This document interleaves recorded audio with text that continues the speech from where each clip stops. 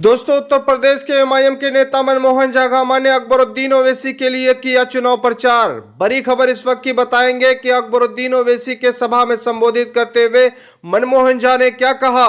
और बड़ी खबर इस वक्त की है दोस्तों कि आप एमआईएम के चाहने वाले हैं तो सबसे पहले आप चैनल को सब्सक्राइब कर लें, या फेसबुक में देख रहे हैं तो पेज को लाइक फॉलो शेयर कर लें।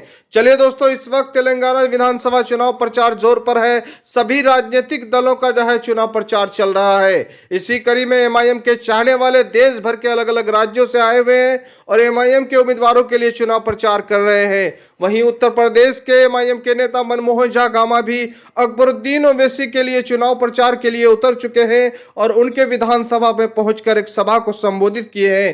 खास स्पीच आपको दिखाएंगे कि मनमोहन झागामा ने तेलंगाना विधानसभा चुनाव प्रचार के दौरान वहां के लोगों को संबोधित करते हुए क्या कहा। मैं तो सिर्फ सैल्यूट करने आया हूं कि जो चिराग आप हैदराबाद और तेलंगाना की जनता ने जगाया है, वो चिराग ऐसे निरंतर ऑल इंडिया में से इत्तेहाद मुस्लिम का परचम पूरे हिंदुस्तान में लहराना चाहिए। और ये तभी संभव है जब आप नाम प्रदेश की जनता आने वाली 30 तारीख को, आने वाली 30 नवंबर को अपना एक एक वोट नाश्ता बाद में, चाय बाद में, पहले वोट अपने अम्मी से, अपनी बहन से हम ये कहेंगे कि बहन आप चाय नहीं पीना है, आज सुबह सुबह चल करके सबसे पहले हमें अपना वोट डालना है, क्योंकि ये लोकतंत्र है और इस लोकतंत्र में आपकी ताकत अंगूठा है।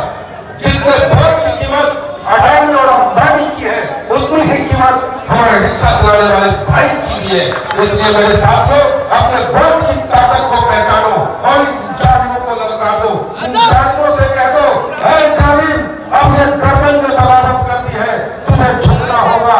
ऐ तूफान, तुझे बदलना होगा कि और इंडिया में से इत्तेहाद मुस्तकिल के साथ, जज्बे के साथ आज जनता के बीच खड़ी है। और दूसरी बात मैं ये कहना चाहूंगा कि आप अगर सच्चे मुसलमान हो तो मेरी आपसे दरख्वास्त है कि अच्छे इंसान बनो। और अच्छे इंसान आप तब बनोगे जब आप पांचों वक्त के नमाजी बन जाओगे। जब आप पांचों वक्त अपना नमाज पढ़ोगे, आपके दिल में रहम आएगा, आपके अंदर इंसानियत आएगी, आप लोगों की मदद करोगे और तभी हम इंडिया में से इत्तेहाद मुस्लिमीन के कारवा को आगे तक लेके चलोगे। तो मेरे साथियों, आने वाला 30 नवंबर सिर्फ एक विधायक का चुनाव नहीं, ये हिंदुस्तान को आईना दिखाने का चुनाव है। हिंदुस्तान को ये बताना है कि हिंदुस्तानी भाइयों, हम हैदराबाद के लोग मेल और मोहब्बत में रहते हैं। हम हैदराबाद के लोग बाबा भीमराव अम्बेडकर के संविधान में आस्था रखते हैं। ऐ हिंदुस्तानियों, एक हो जाओ, हिंदू मुस्लिम के राज को खत्म करो, भाई भाई बन करके अपने देश की मजबूती के लिए खड़े हो जाओ। दूसरी बात, मैं यहाँ से कांग्रेस का जो विधायक है उससे कहना चाहता हूँ, फिरोज साहब, आपकी हस्ती क्या, आपकी पार्टी की ताकत क्या है? आपने नाम बल्कि से जनता को ललकारने का काम किया है। आपने इनको कत्ल कहने का काम किया है, पाकिस्तानी कहने का काम किया है।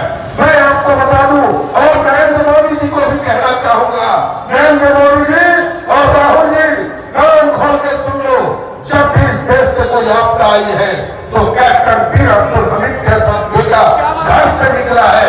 घर से निकल करके कुछ लोगों के टैंक को अपने शरीर में बम डाल करके उड़ाने का काम किया है।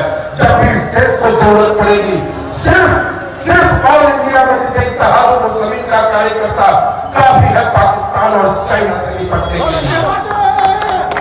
तो तुम हमारे लोगों को बिल्कुल बदनाम करने का काम न करो।